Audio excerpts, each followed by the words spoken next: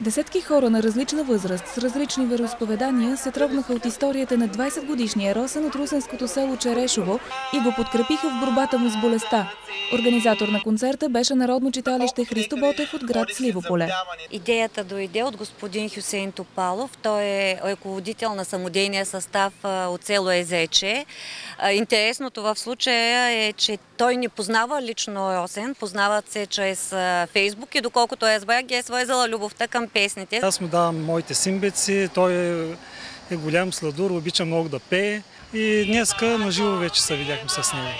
Провокиран от таланта на момчето и силното му желание да се излекува, Хюсейн Топалов сам решил да организира благотворителен концерт със специалното участие на Росен.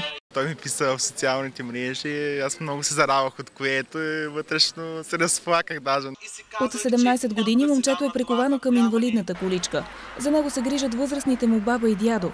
Въпреки тежката диагноза мускулна дистрофия, доктор Янакиев от Пловдив гарантира, че Росен има шансове да оздравее. Направени са му 7 операции. Сега предстои продължителна и скъпа рехабилитация в клиниката в Пловдив, но семейството му няма възможност да поеме разходите. Изчерпан е и лимитът по здравна каса. Тъй като се заплаща по 55 лева на ден, плюс леглото и медицината, рехабилитацията, и са ни нужни, смятам, че с една рехабилитация с 20 дена няма да се оправи. Може би ще отиде малко по-дълго и ще ни трябва доста средства, защото аз съм пенсионер с 230 лева пенсия, жена ми също е пенсионерка, имам друга дъщеря, която е инвалид. И така, че доста ми се събраха нещата, майка му и баща му се разделиха, го захвърлиха и аз не мога, понеже едно внуче имам, не мога да се отделя от него. И съм казал много пъти, ако трябва, кот трябва, ще дам всичко от мене си, дано да го видя, той да се изправи на крака.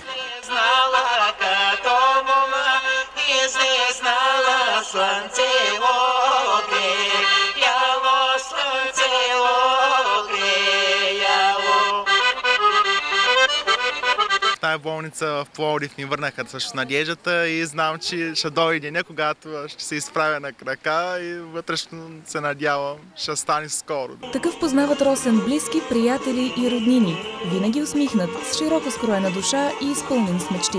Ще продължавам да пея, сега живота се дай първо на здравето си, да обърна внимание, но и мечтата ми е да се занимавам с музика и да съм на голямата сцена.